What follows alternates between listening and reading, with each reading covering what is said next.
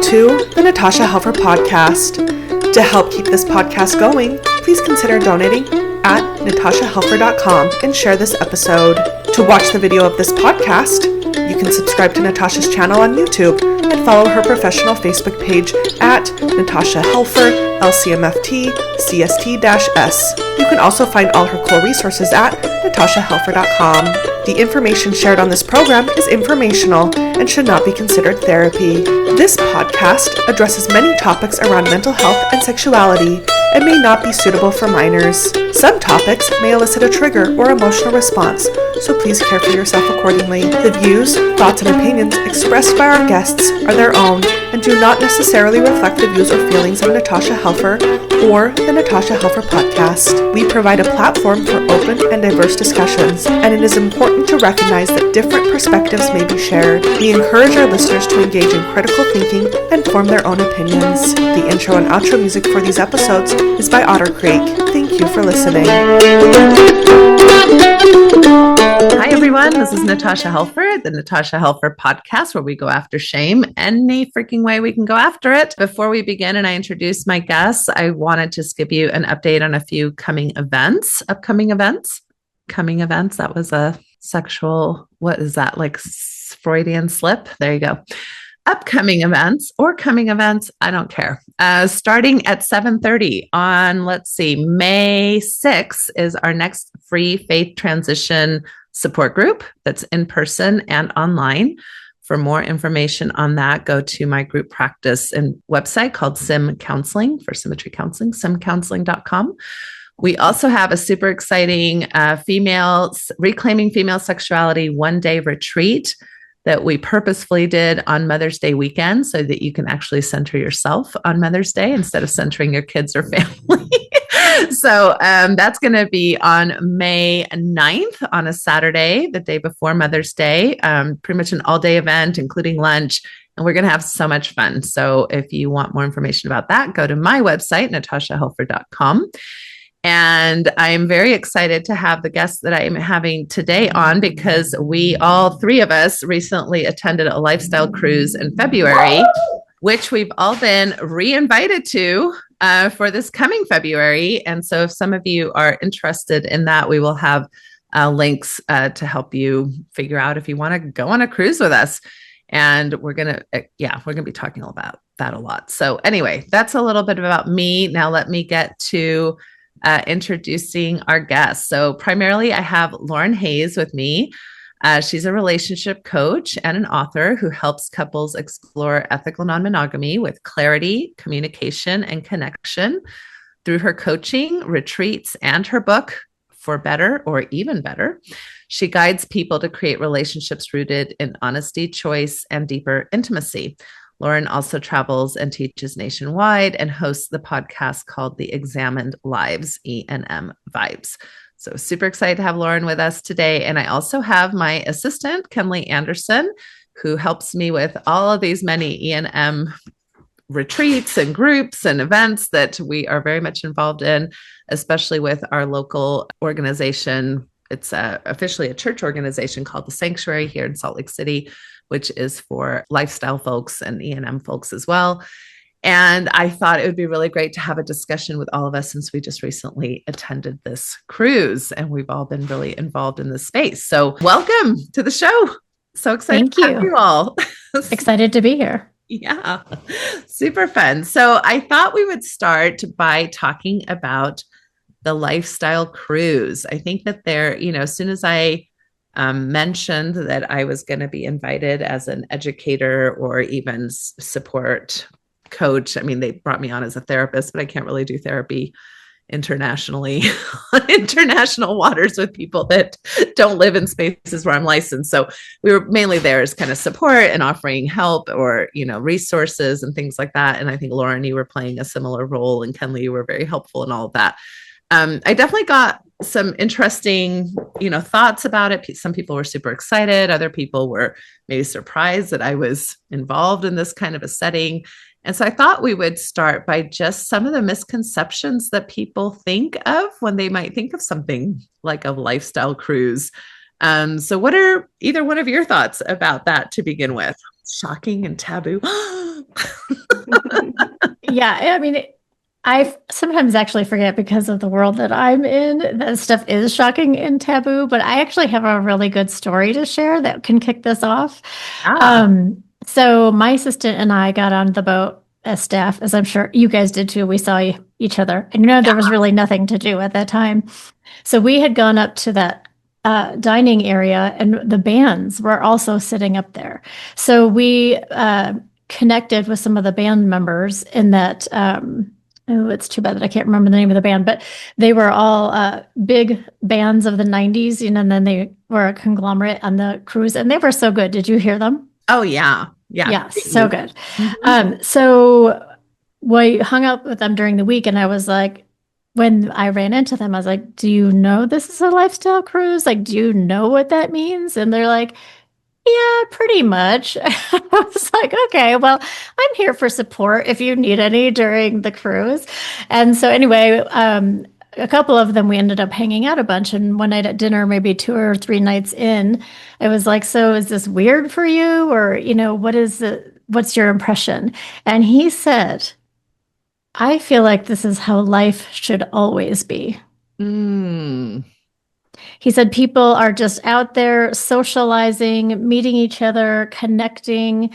He's like, I honestly, I don't know why every day is not like this in the world. And I was like, oh, yes, you get it. And, he was super, super comfortable in the environment. And he's planning on bringing his girlfriend back if they come back as well. And they're not like officially in the lifestyle or open, but he said she would love the ambiance or vibe. Yeah. Yeah. And do you have any thoughts about what he found surprising about it? Like why? Because my thoughts are people hear lifestyle cruise and immediately, if they're not familiar with the scenes, they're thinking, oh, this is just one big orgy fest. Everybody's having sex wherever and whenever and in front of everybody. And it's really lifestyle spaces are not really like that. Hardly No, at they're not. all. I mean, I think there are spaces like that, but usually they're designated spaces like that, so you Right. purposefully find yourself in places like that. Right. But give me a little bit more and then I'll ask Kenley the same question. Well, and just to be clear, does your audience know the term lifestyle really well, or do we need to define that a little Why don't you bit? go ahead and define it? You never know who is listening, who's aware or unaware. Okay, yeah, because so in the world of ethical non-monogamy, which is the umbrella term, there's polyamory on one end, which is multiple committed, emotionally committed relationships, Mhm. and on what I kind of call the other end or in the other camp is swinging, which is about sex and friendship. And then there's everything in between, right? Because every couple is or single is doing this in whatever way works the best for them. The lifestyle is a term that was sort of adopted by the more swinging end of the community. And so because it's kind of a generic word, people find that a little confusing sometimes. So I do like to define that.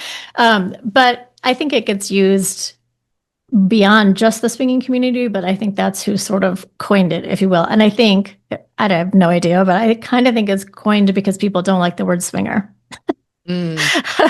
I don't know, my own theory, but I think what I actually know that he meant, and because one of the things that I say about swinging actually is that people are attracted to it for the sexual adventure or the sex, and they stay for the community and the friendship because it's an open-minded, sex positive, body positive, like everything positive community. And we're all really open to meeting new people. And so we're not, I've been on like a family cruise. My family and I went to Alaska, like a regular cruise. And, people intermingle a bit and chat a bit, but we didn't really meet people on that cruise. We didn't, make good friends on that cruise. I feel like I made good friends on this cruise. And I always feel like that when I leave lifestyle events. Maybe they're not going to be forever friends, but people are really open to meeting others and connecting. And so, and you and I were talking about earlier, I actually kind of have a statistic around this at lifestyle events that at least 50% of the couples are not playing or having sex with other couples. Mm. And so that surprises a lot of people because of that myth that you just brought up, that any event like this that you go to, it's just all sex all the time. And that really could not be further from the truth. There are very specific places where that can happen. And I would say almost most of the people are there for the community and the connection because, us humans, we like to connect with others. Yeah. Yeah. What would you have to add to all that, Kenley, as far as like myths and what people think or say to you when you're like, yeah, I'm going on a lifestyle cruise? And what are the ideas that people have about that? Well, so for me, my community, meaning my friends, my family, most of the spaces that I have hung out in all my life have nothing to do with lifestyle community, swinging community, ethical non-monogamy. And so in these spaces, when I tell friends, family, or, people that have no idea that I'm going on this cruise, and they're like, wait, you're doing a what type of cruise, right? Immediately it's like, well, what do? Do you put your keys in a bowl when you get on the cruise with 3,000 other people? Or like, I mean, do you get on the boat naked? Like what happened? Do you wear clothes? Are there just like people having sex in the hallway? Like what noises do you hear? I mean, all the things, right? We hear all the things. And to what Lauren's echoing here is the friendships and the community that is built there. And I do agree that a lot of those things, I mean, maybe they took place at one point, but it's not been my experience that it's quite as wild as people's imaginations like to take them. And instead, what I find is people who are really friendly with one another, people who aren't afraid to say hello, people who aren't afraid to come and sit next to a stranger and say, tell me all about you. I want to learn about you. And vice versa, you're saying, well, who are you? Like, what are you about? Where do you come from? Which I think in, quote unquote, normal society, I don't think that happens very much. I think we keep to ourselves. And so I think, to echo what you said, Lauren, I do believe that people are drawn to the community because it is sex positive. You can, show up in something more risque than maybe you'd wear at a church function, and people love it, right? And you can, flirt with somebody and it's not taken to extremes or seen as shameful or anything like that. So I do believe that is one of many reasons that people are drawn to that. And quite frankly, I find it enjoyable to hang out with these people. And I love the community itself for the friendships and just camaraderie that happens within the lifestyle community. Yeah. And I would third all of that. In fact, that's one of the things I was kind of surprised at, hearing the couples who would come to my classes. And I don't know if it was quite 50%, but it was more than I had expected, that we're just very open that, we don't really play with other people. We're here. It's fun to meet people. It enhances our, if we're in a primary relationship, it enhances our eroticism, our sensuality. It is a space where you can be fairly free in what you wear. And most of the events are clothed. People do wear clothing, although it can be risque clothing. And I would say, especially in like the pool areas, one of the things that I loved the most was the body positivity, which I think a lot of people might experience in like a nudist space, that I've heard people who go to nudist spaces. It's like, wow, there's all different kinds of body types and nobody's worried about the kind of overly eroticizing of bodies, just being free to be your body. And that was such a beautiful thing to see. All different kinds of ages, all different kinds of body types laying out, some with swimsuits, some without, but it wasn't this erotic energy in the space of like everybody's wondering, ooh, are we going to do something sexual? It's just more like just being. And do things become sexual for some people? For sure, but not for everybody and not all the time. And so I do like to just paint a picture, because I'm not against the group sexual things. I don't want to, but I just don't like that that's what everybody assumes is happening 100% of the time. Right. Right. Yeah. In your body positivity, one of the things that was really impactful for me is, I'm a breast cancer survivor. And one of the things that was so moving and so beautiful was I saw another woman there who had a double mastectomy. She had no nipples. She's sitting out at the pool. And it was like, oh my gosh, somebody is comfortable, and there wasn't anybody who was doing the stares or doing like, well, what happened to you type thing. It was just this beautiful moment, and for me, incredibly affirming, because I thought, wow, that's somebody who, has had very traumatic things enjoying their body. That was a deal for me. Okay. You're just to let you know, Kenley, there's a little bit of a glitch every now and then with your connection, but go ahead, Lauren, and you were going to start a thought as well. Yeah. So two things. I just wanted to back up my statistic that it wasn't a study, but I have talked to several very large lifestyle event organizers that have been doing this for decades, and they all agree and what they're very comfortable saying that, kind of at least or around 50% of those couples. So that's where that comes from. I just wanted to clarify. But the word that came up when you were talking is safety. So this is an environment where you can be sexually expressed, you can be self-expressed, and it's safe. And that is one of the things that I really see people, it's like a dawning, it's like an understanding when you start going to these events, because the only kind of idea that people have about, well, there's lots of ideas people have about it, but is like, okay, so this is like when I'm dating, like back when I was single, and now I'm going to like a club to like pick up people again. And so that's like kind of the idea also that's there. And in a regular club, even today, if you flirt with someone, like Kenley was saying, or if you smile at the wrong guy, you could kind of ruin your whole night, right? Like then they kind of start pursuing you, and there's this risk. Like women are very, we have a very complex relationship with sexuality and how much we can show and all the things in our culture. And that shows up in the club setting. But in the lifestyle setting, people are wearing very little sometimes. They're flirting with lots of people, and there's no expectation. There's no consequence to this. And so is it a utopia? No. Are there some people, are you going to have some experiences that are not 100% kosher? Perhaps.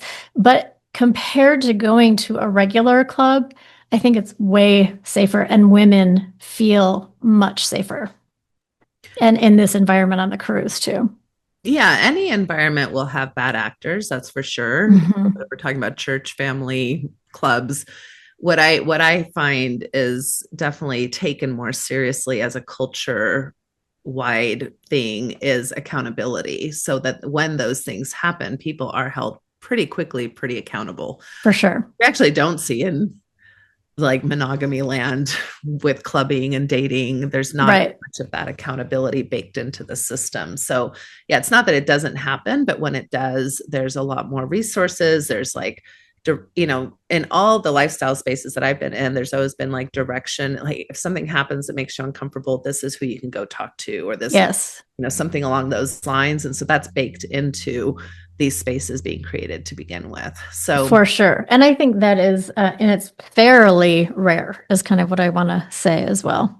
Right. Which is a big problem that we have systemically in general. Mm-hmm. So tell us a little bit about, Lauren, like what classes and things did you offer? We'll talk a little bit about what we offered. Kenley, I'm going to ask you to do that since I can't think today. So ready?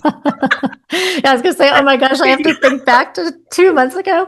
And so, what were people like really drawn to, because I feel like some of our classes, tons of people came to, and some of our classes, we had much smaller attendance. So what were people interested in? What were you learning about what you offered? Yeah. So for both you and I, it was our first lifestyle cruise. And so I did 4, what I would call experiential workshops, and then, or fun shops, I like to call them. And then, for a little bit more like relationship educational.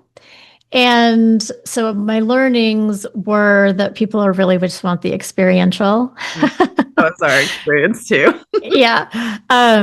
Which isn't surprising, but I mean, I've taught at other lifestyle events, and kind of depending on the event, there are a lot of people who are there for the education as well. But on the cruise specifically, I think they're there for the really fun stuff. And I mean, I think it's fun to talk about relationships all the time, but maybe not everybody else does. So that was a big learning for me. And then also just the actual schedule was a big learning for me. So when we go back, I want to work with them more closely on that as well. Yeah. Okay.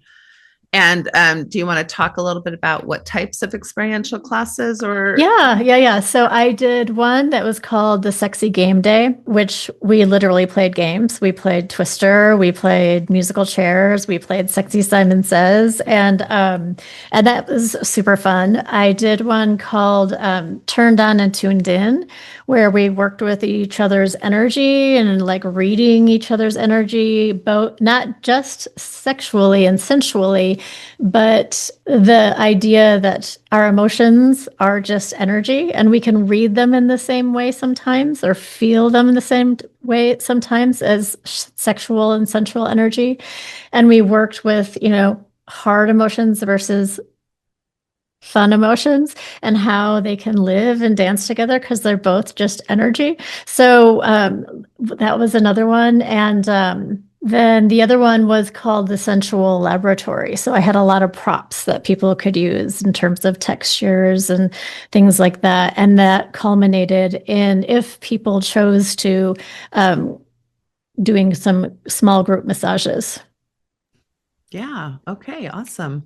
What about us, Kenley? What did we find were the popular classes or the ones that people were more interested in? Well, I mean, do you want me to highlight all of them or just the ones that? Necessarily. I mean, I agree with Lauren. Like we had some classes that, we had like a class on agreements. We had a class, especially how to change agreements in the moment, which is something I find a lot of people struggle with, right? Like they have their agreements going in, but then something happens and they're one or both are interested in shifting something. So how do you do that in the moment? How do you communicate in the moment? And so I'll go through kind of like we had a jealousy one, right? How to deal with jealousy and uncomfortable feelings. They had us, the ship requested that we just do a basic like intro to ENM at the very beginning. So we had an educational one. But yeah, the ones that were more popular were also the experiential ones, Kenley. Yeah, so we did one where we went over how to give, receive. We did, is it Betty Martin's Wheel of Consent. The Wheel of Consent. And that one was well received, I felt like, how do you take, receive, give, allow, all those things. I feel like that one was a really great class. We did the jealousy, of course. I think we did that towards the end of the cruise. And I think that was good because some people were starting to feel some of these things that had maybe come up, and it was a good opportunity for them to pause, reconnect, and say, okay. And one of the things that I love, Natasha, that you do is you take jealousy and flip it, right? So it's like, how can we take these feelings of jealousy, which sometimes hold a negative vibe, and you flipped it. So it was like, well, we can actually bring jealousy back to our cabin and use it as a flame, builder. And then, of course, is it Tantra? Yeah. And so I would say I want to be really careful when I use the term Tantra, because Tantra is really a term it's a religious term, and we are not part of the Tantric religion. And so it does I think Tantra gets colonized a lot by us white people who are excited to tap into Tantric energies. But we did advertise it as kind of like tapping into slowing down. We did mention the term tantric energies. And I think people are really interested in that idea because a lot of times sex feels fast and furious, especially in these events where there's a lot of loud music or, a lot of things going on, kind of like a party atmosphere. But how do you really think about sensuality? Not that I want to put pressure on anybody that you have to make love all night long, right? Like the song says. And at the same time, it's pretty common that a sexual experience between at least two people lasts about 7 to 20 minutes, which there's nothing wrong with that either necessarily.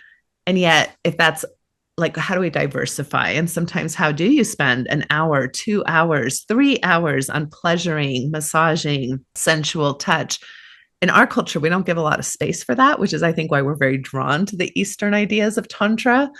And yeah, what do you want to say about that class? Because that was probably our most well-attended class. It was well attended, and I feel like it goes back to what you were just saying. I think the boat, it's fast moving, it's fast paced. It's got a schedule of like, okay, 1 o'clock you're doing this, 2 o'clock you're doing that. You know, you're moving through different activities, and you're hitting lunch. And if you don't get lunch, you know, you have a schedule that you're sticking to. And I feel like with that class that we offered, it gave people an opportunity to slow down, where we really were intentional of letting them just sit in a space, and maybe even if they were having a urge to want to like get to the next thing, we were saying, nope, we're just going to stay here with, you know, caressing her hair off her shoulders, or, you know, whatever it is. And I felt like the feedback that we got after that class was that it was and we did it in the morning. It was a morning class.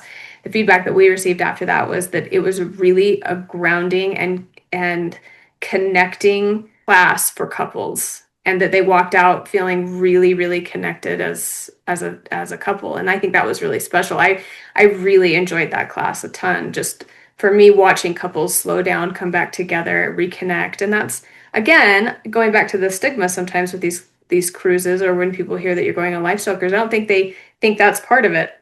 And it sounds like, Lauren, you had some of those things too, where it's like we're coming together, we're enjoying each other's company, we're taking time to really connect. And I think a lot of people really appreciated that on the cruise. Yeah, I think I had a slow it all down workshop as well, and mine happened to be in the afternoon. It was equally appreciated, I think, just because it is a break from, like you were saying, that pace of the boat. And I think one thing to make super clear, if it's not already, because maybe this is part of the myth world, most people are in the lifestyle because it brings them closer together as a couple. Mm-hmm.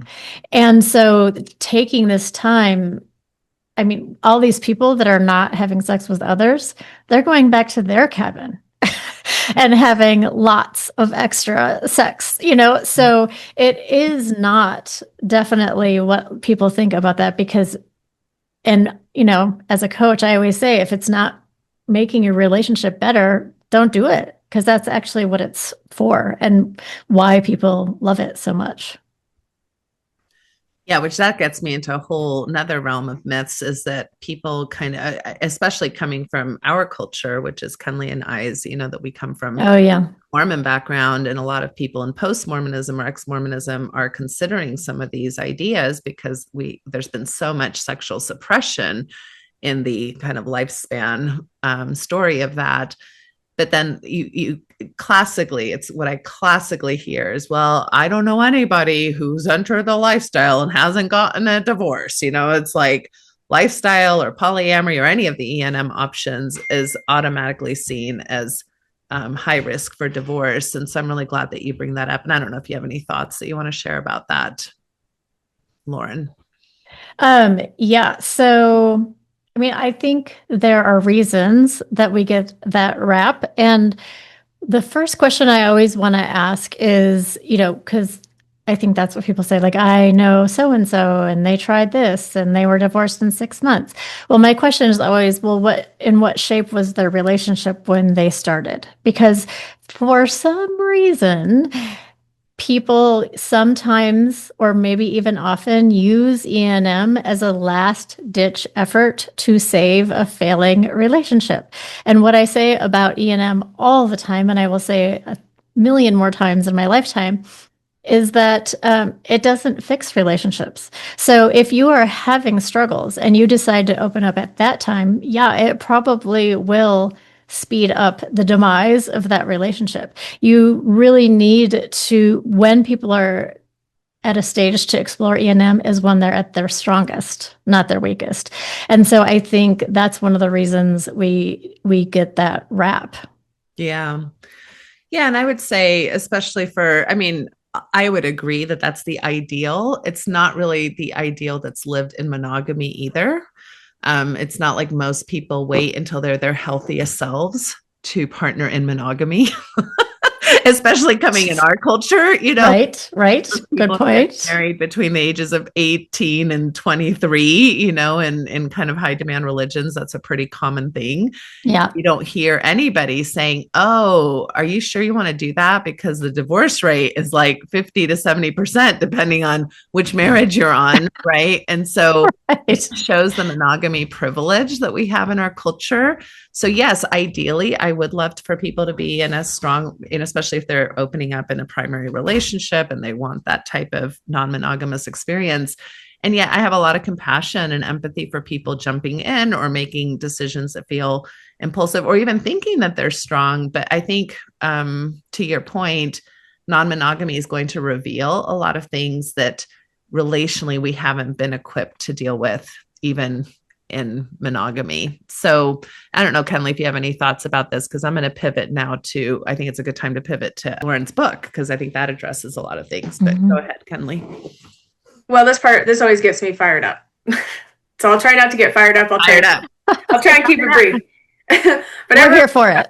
I always hear, Lauren and Natasha, I know you hear it too, people saying, so-and-so tried this. I heard they were in this, all the things that they tried swinging, they were non-monogamous, they opened up, they got a divorce. And I'm like, well, you know what? I can count just as many, if not more, people who were practicing monogamy and ended up getting divorced.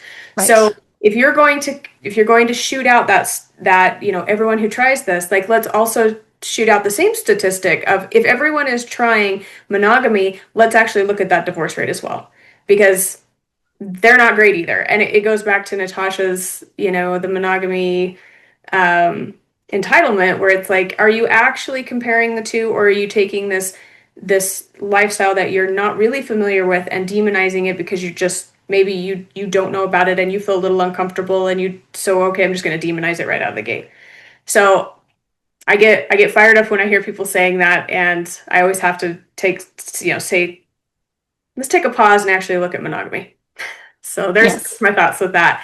And I also think, to Natasha's point, I don't think that, I was married when I was 19 years old, and I can guarantee you that I was in no way, shape, or form ready to have a marriage, or was I equipped with correct communication skills on problem solving to be getting married at that age. But that was the way that, I should be doing it. That was considered the right way. And now if you look into lifestyle, it's like, well, that's wrong.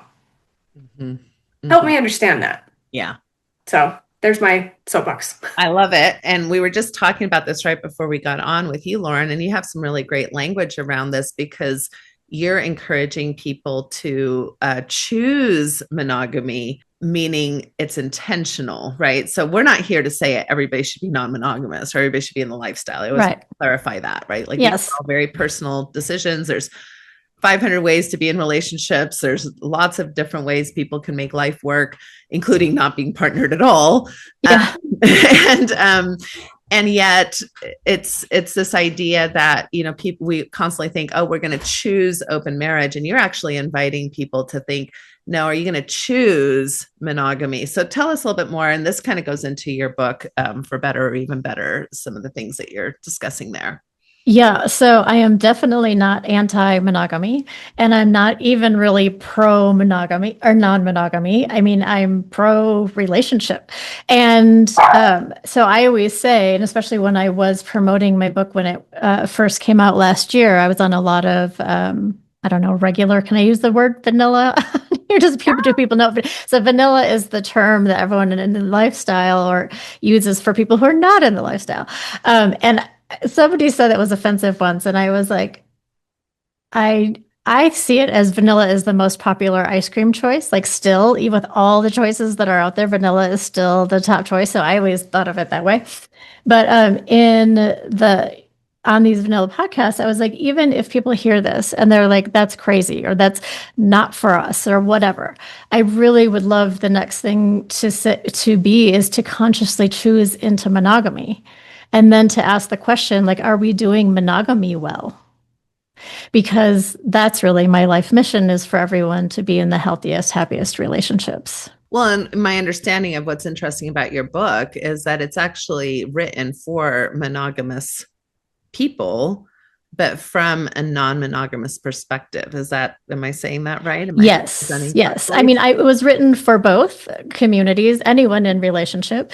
You do not have to be non-monogamous or even thinking about being non-monogamous to read it and get something out of the book. I have conversation starters at the end of the chapters, and this is for everybody.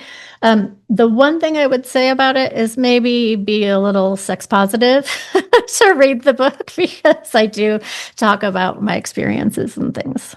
Okay, well, so can we go through with the time we have left, kind of a brief description of I think you have 7. So the subtitle of the book is 7 Lessons on Love and Life from a Non-Monogamist. Okay. So it's pretty easy to go through these. And I'm so honored to go through these chapters with the two of you and get your perspective on each as well. Oh, we'd love it. So the lesson number 1 is create your own damn life. I think all these are going to explain themselves pretty well.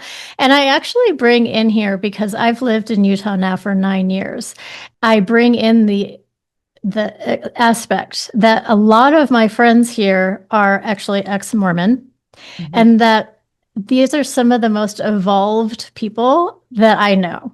And the reason is because when they left the church and all these things that were defined for them, they really saw and experienced, even the scary part of having a blank slate and going, oh my gosh, I get to choose everything. And my point in this chapter is that we all actually have that freedom.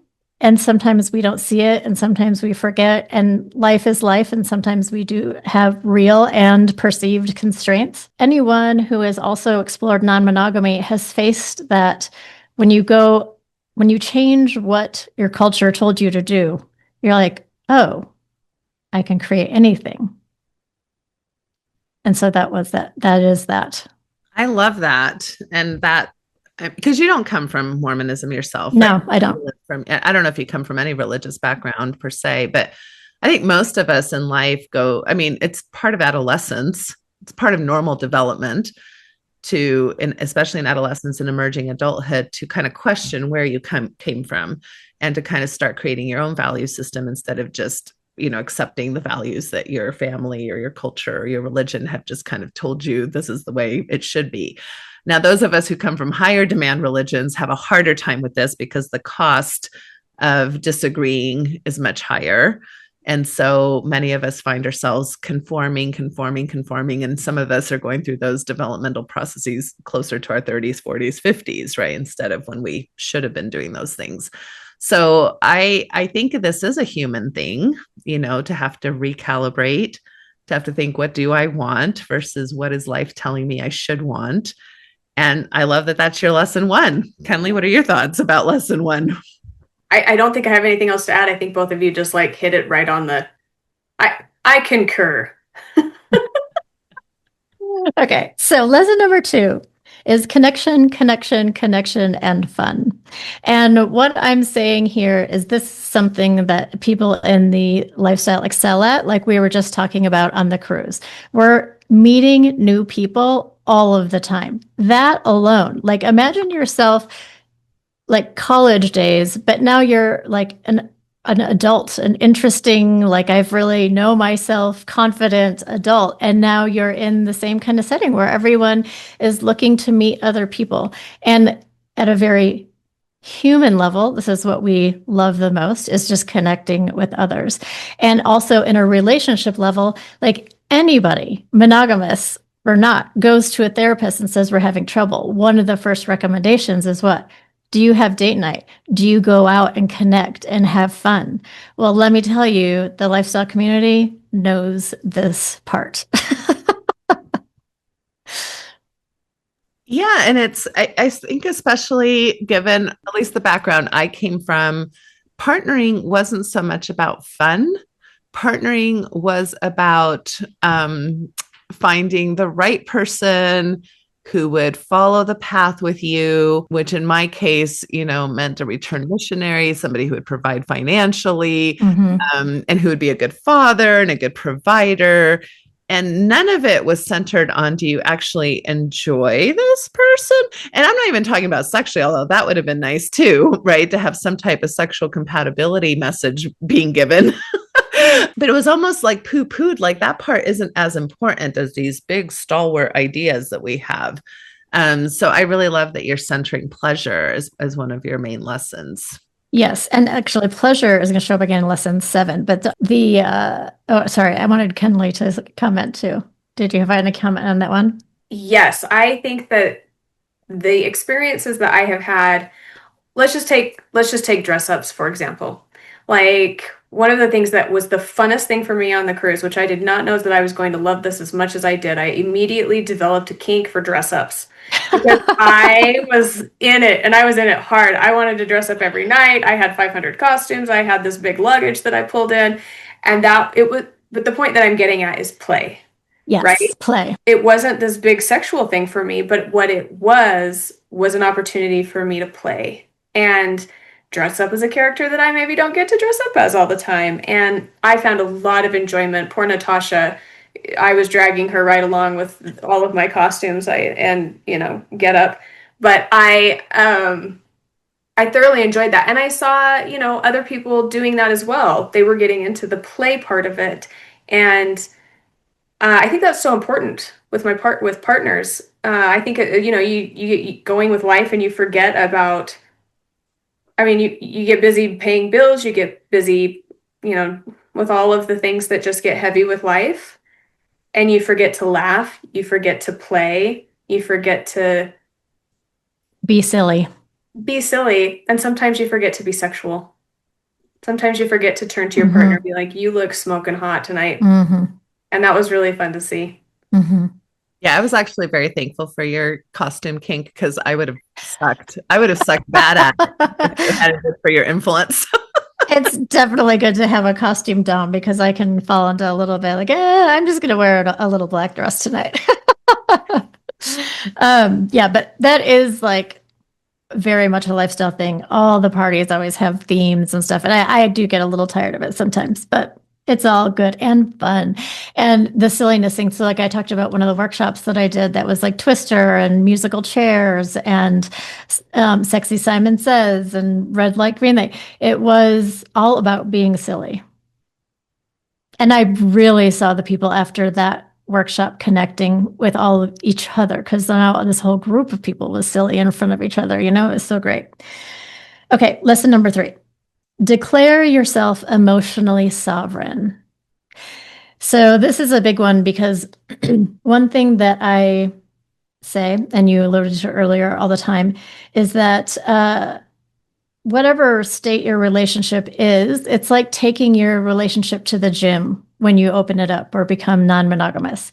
And as humans, we avoid things that are difficult for us. It's just how our brains are wired.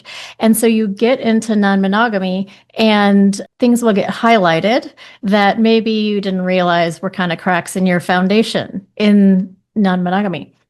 It's that commitment to those cracks and the fixing of those cracks, which has the couples feel so close and closer. So this, the emotionally sovereign piece is one that shows up right away. And I think the best way for me to define that, and maybe you've talked about this a lot, so your listeners already know, but is an example of using language. So instead of "you made me feel jealous," "you made me upset," it is "I felt upset when I couldn't find you at the party. I felt jealous when I saw you dancing with her." And it's not having the emotions. It's acknowledging that they are mine. I own them and I want to share them with you. But if I blame you for them, what is hands down the only reaction you can have? No, I didn't. What did I do? Like you are automatically defensive. There's no curiosity. There's no conversation. There's no space for anything. So this idea of emotional sovereignty is I am responsible for my own emotional experience. And I'm going to take it one step further. Like I'm just responsible for my life experience. You're my partner. I'm going to share my life experience with you and I want your support, but I don't hold you responsible for it. Yeah. I hands down, amen on this one. I call it the ownership model that we work with in high demand religions for sure. And what that means is everybody else owns my sexuality instead of me. And that leads to these kinds of ideas, like, well, we get this download that somehow it is my job to keep you comfortable. And therefore, so does this ownership thing, right? Like I own you and you own me. And therefore, if I'm uncomfortable, you own my discomfort. And it really messes things up instead of taking our own responsibility for self. That doesn't mean that there aren't relational effects, and how you behave or how we negotiate things doesn't have impact on me. Absolutely. Right. We do still have to take that ownership first and foremost. Because I can have a lot of compassion for you, and I can have a lot of care and even responsibility in our negotiated, comfort level as a team, but it is not ultimately my job to keep you comfortable, because then I will consistently be selling myself short. Self-abandoning. Yeah. Yes, that's one of the first things that I see show up with couples. Yeah. Lesson number 4 is love your partner, but love yourself a little bit more. I like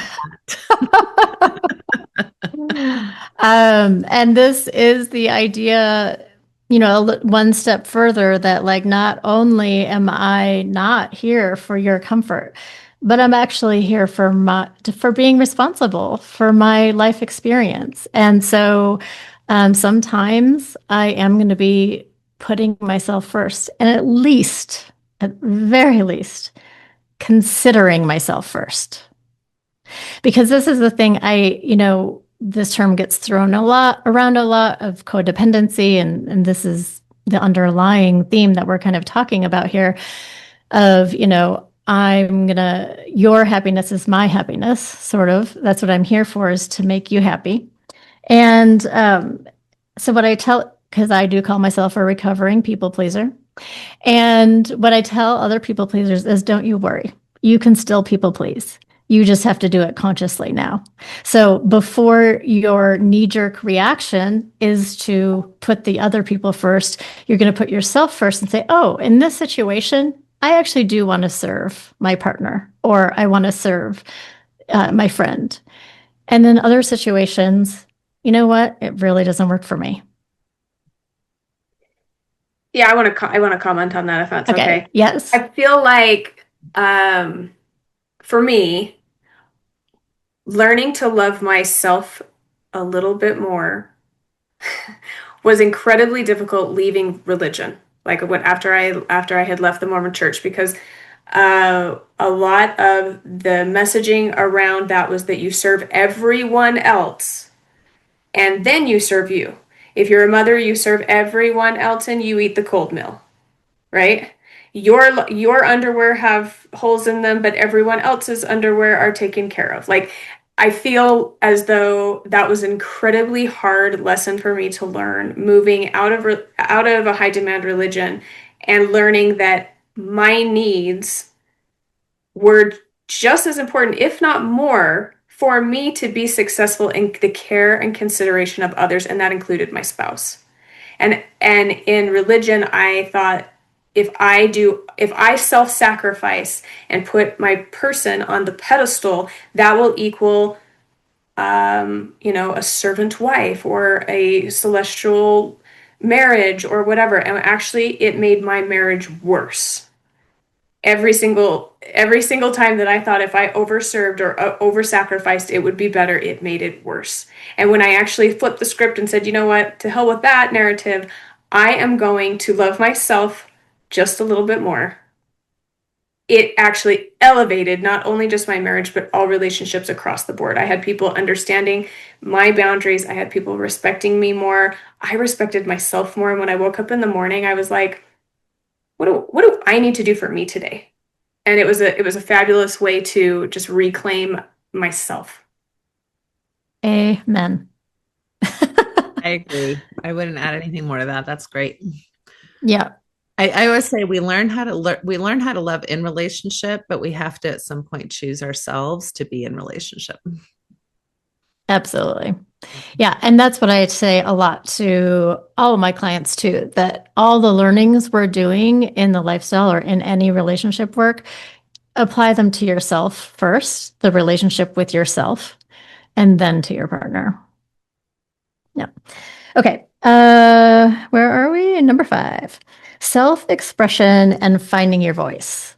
So this is the exemplification of now I'm listening to myself. I'm loving myself. I'm listening to myself. I'm figuring out what I want. Hardest thing to do, by the way, sometimes, especially if you're not in practice. Now I have to voice it. If I want and don't want things, I have to use my voice.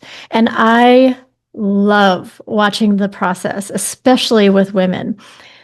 Getting into the lifestyle, like I said, everyone's a little nervous and trepidatious and like, oh, what is this? And da-da-da. And then they see all this self-expression and whoa, what is this? And watching people step into that. And hell yeah, I'm going to go to a club and wear lingerie, even though I don't have a perfect body. And hell yeah, I'm going to tell you, you don't get to touch me without asking first. And I'm going to, you know what, it's all connected. And I love watching that process for people. I love that. Yeah, it is. I don't know what else to say about that. Do you have any thoughts, Kenley? I think that's just really good basic advice. I had a dear friend who attended, her and her husband came to the sanctuary, and they don't participate in play with other couples, but the big reason why she was so motivated to come is she had left her high demand religion and she was so excited to wear something sexy and be called sexy instead of cute. And she was like, for once, I don't want to be called cute. I want to be called sexy. And that was so elevating for her to be able to just hear the word sexy. It's such a simple thing. You don't even consider it, but yeah, just the things that, owning your own sexuality. I mean, even to know that I want to be called sexy. I want to be called sexy. I know. I said she came in. I said, "Oh, you look so cute." She was like, "Do not call me cute." That's awesome. Well, we do come from systems that desexualize us or de-eroticize us. It's the classic Madonna whore complex. And so, and it pivots us as women, and it, in ways that we kind of monitor each other and attack each other, like you're either the slut or you're the mother, right? Or you're the righteous one, or you're the, loose one. And it's like, we all have eroticism. We all have parts of us that are more responsible and maybe motherly. Not all of us have that, but a lot of us would resonate with the spectrum of feminine energy, which is both erotic, responsible, motherly, work responsibility, all the things. And I hate it when systems split us up. Yeah. Okay. So I have a soapbox about that, but I'm going to wait till lesson number 7 to get on it. Okay. Sounds okay. So lesson number 6 is called Self-Awareness in Stilettos, Expanding Comfort Zones with Style. And this is the self-awareness piece is the thing that I talk about, because people will come to me like, oh, we're thinking about joining the lifestyle. What do we need? Do I need to shave my whole body? Do I need to get a boob job and whatever? I'm like, no, you don't need any of those things. But what you do need is self-awareness. And I think the issue with self-awareness is that everyone thinks they're self-aware, but you will learn very quickly, probably, if you are not in these environments. And that is the piece. And the other reason self-awareness is so important is because I always talk about taking baby steps when opening your relationship and going a little bit outside of your comfort zone. Because if you go a little bit out of your comfort zone and things don't go as planned, you're like, I could maybe try that again. We have a swinger phrase that we use, we'll try anything twice. And but if you go too far out of your comfort zone and something goes bad, you back not as you planned, you will actually constrict and start at a more fear-based place than where you started, which is the opposite of what we're all trying to accomplish here. And so that self-awareness piece is also important for knowing what is my comfort zone, what is a little bit out of my comfort zone. And now I have to use my voice to say, hey, I'm not doing that because that's too far out of my comfort zone. But you have to know your comfort zone And you might be learning it in the moment too, right? Because we don't know what we're getting ourselves into in all these situations. And so that self-awareness piece is really important. Yeah, I love that. And even when we talk about feeling sexy, it's like some people really like to feel sexy in the ways that have been idealized or even objectified in our culture. Like, I mean, I'm wearing lipstick, and it does make me feel more attractive. And that's kind of maybe intellectually a stupid idea, but it's part of our culture. And there are plenty of people who feel sexy in other ways by not wearing lipstick or not following the gender norms. Or I remember working with a person one time who was like, is there something weird that I find myself super sexy in flannel pajamas? And I'm like, why would that be super weird? Like, that's great, instead of like lacy type of, classic, what we think of femininity, sexiness. Right. And so I love that you're kind of saying it's self-awareness, what feels embodied to you, what feels sensual to you, what feels erotic for you, right? All those things. Yeah. Thank you. Yeah. I want to just add something too. And Yes. We've talked a lot about the women in this, in this area. And I also see the men enjoying that as well. And, we're men, it's either you're part of, now I'm using analogies from the Mormon church, but you're either the bishop or you're a player, right? Like, or, you're,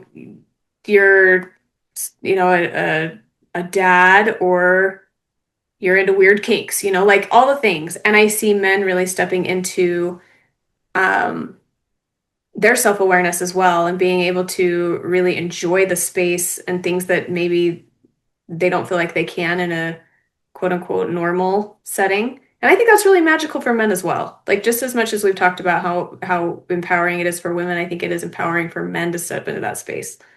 100%. And because I do want to acknowledge the amount of shame that men grew up around with sexuality in the Mormon culture as well. I mean, in our culture, I don't know. I don't want to say in our culture at large. I think men our culture at large are given a very big girth for what they can do and want.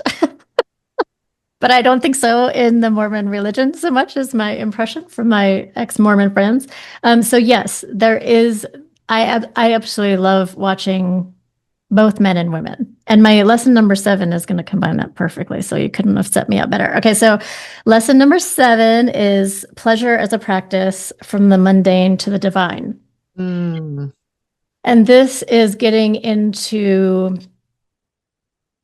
the complex relationship we also have with just pleasure in general, not just sexual pleasure, but pleasure, or laziness, or doing nothing, or just sitting on a porch enjoying the sunshine, or whatever your pleasure is. And how much time am I allowed pleasure before then I should get on with things? And, I grew up in the Midwest, which has a very strong work ethic culture.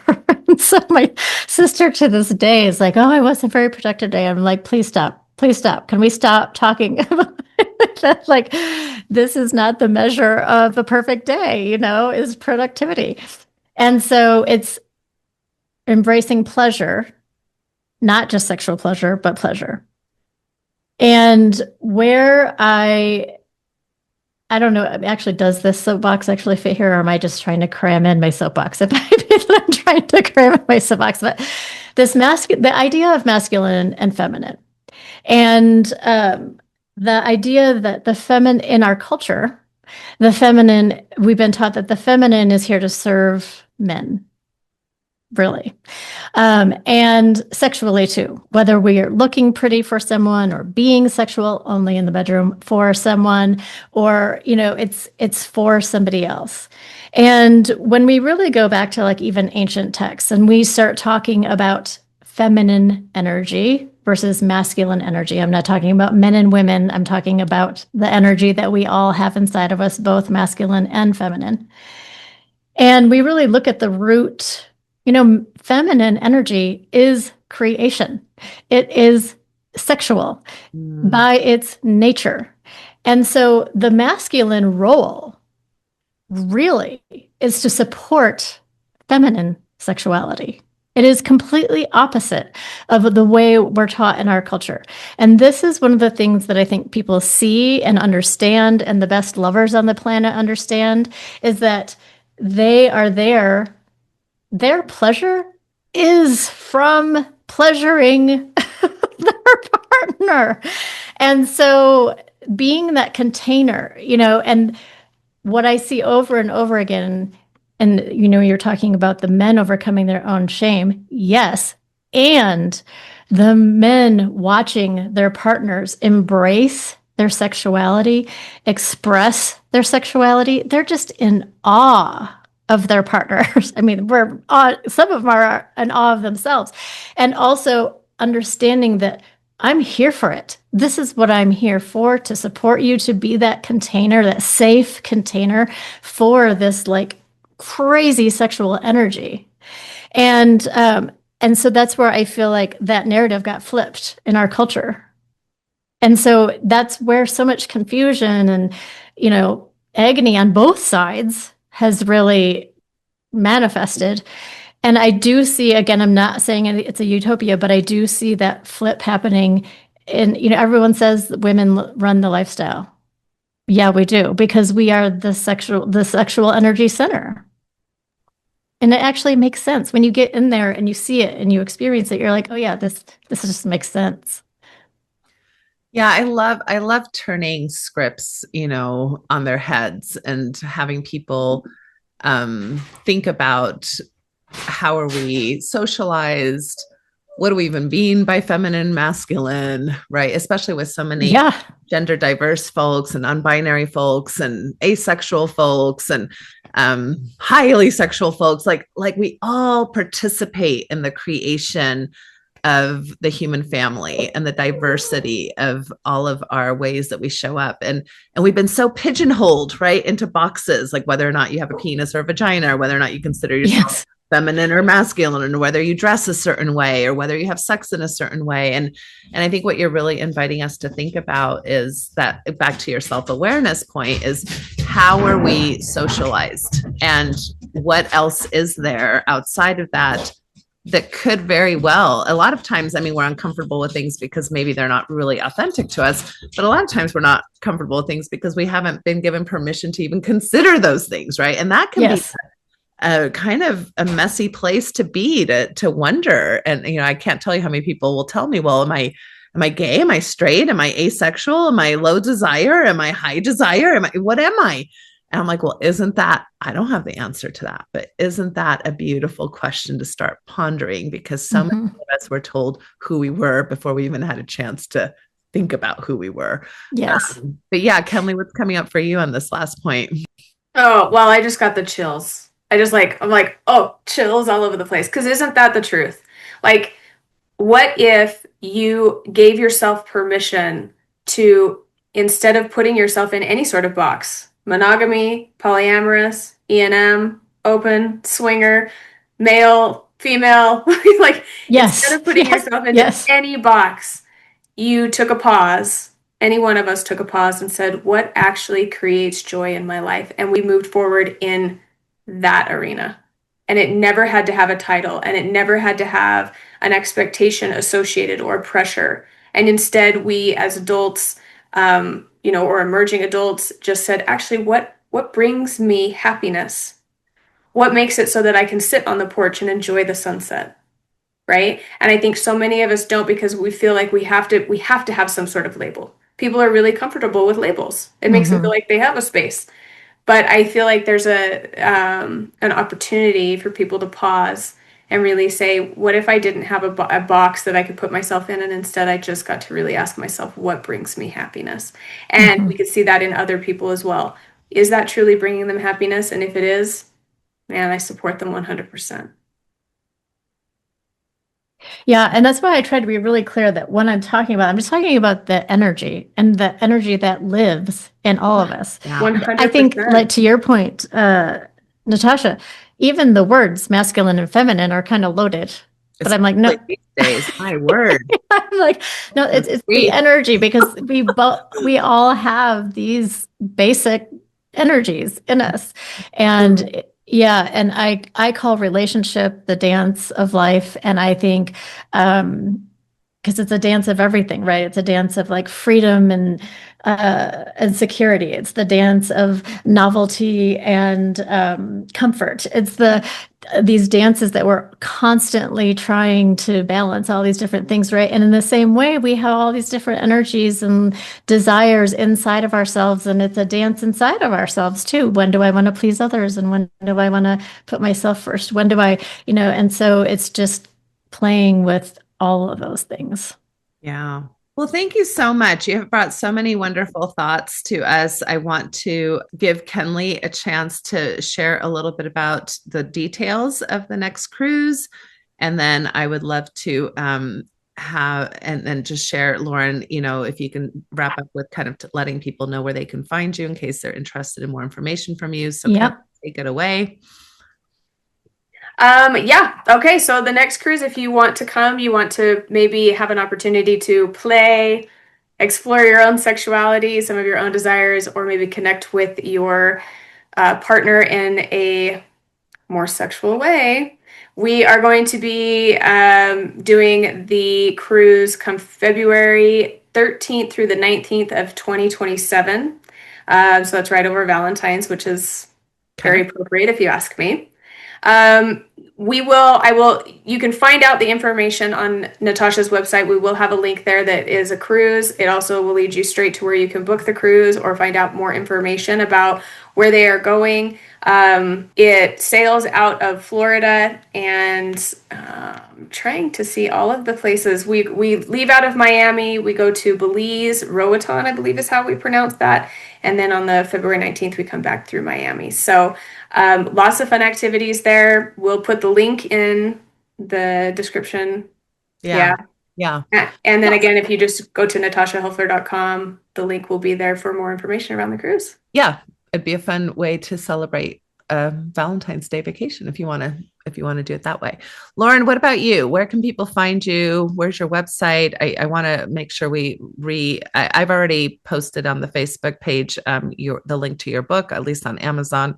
For Better or Even Better is the book that Lauren has written, but where else can people find you? Yeah, my primary hub is swinginglifestylecoach.com. And I am Swinging Lifestyle Coach everywhere, Instagram, Facebook, all the places. So I'm pretty easy to find. And I have a blog and tons of educational resources. I have a resource page. So if people are just a little bit curious about anything, they can go. And my blog just has a lot of entertainment as well. But swinginglifestylecoach.com is probably the easiest to remember. Okay. All right. Well, we will definitely link that as well. And for anybody who wants more information about Lauren, by all means, reach out to her. And thank you so much for making time to come on. I know we went way over time, so I apologize. No, it's super fun. Thank you. And we'll reconnect in February, if not sooner. So nice. Yeah, absolutely. All right. Take care, everyone. Good to see you. Bye-bye. Thank you for listening to the Natasha Helfer Podcast. To help keep this podcast going, please consider donating at natashahelfer.com and share this episode. To watch the video of this podcast, you can subscribe to Natasha's channel on YouTube and follow her professional Facebook page at Natasha Helfer, LCMFT, CST-S. You can also find all her cool resources at natashahelfer.com. The information shared on this program is informational and should not be considered therapy. This podcast addresses many topics around mental health and sexuality and may not be suitable for minors. Some topics may elicit a trigger or emotional response, so please care for yourself accordingly. The views, thoughts, and opinions expressed by our guests are their own and do not necessarily reflect the views or feelings of Natasha Helfer or the Natasha Helfer Podcast. We provide a platform for open and diverse discussions, and it is important to recognize that different perspectives may be shared. We encourage our listeners to engage in critical thinking and form their own opinions. The intro and outro music for these episodes is by Otter Creek. Thank you for listening. There is a place where time slows to nature's pace, and there is space there to find yourself in her embrace. Some places should be left alone, say the Navajo, so we can always go to the homeland of the heart.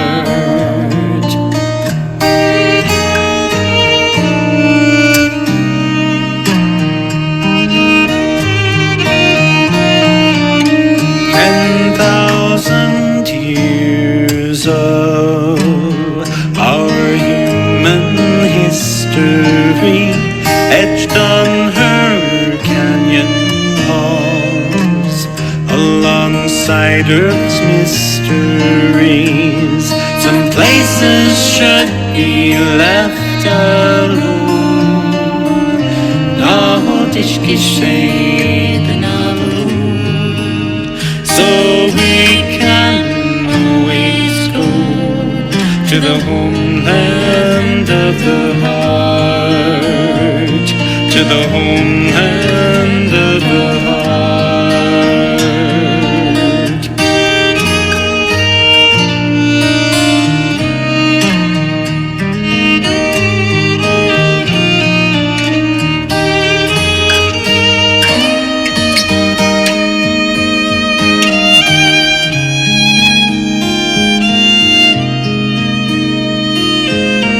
Deep in our cities, we sleep without her stars, yet still her presence sustains us from afar. Some places should be left alone. Nahotishkishe the Navajo, so we can always go to the homeland of the heart, to the homeland of the heart, to the homeland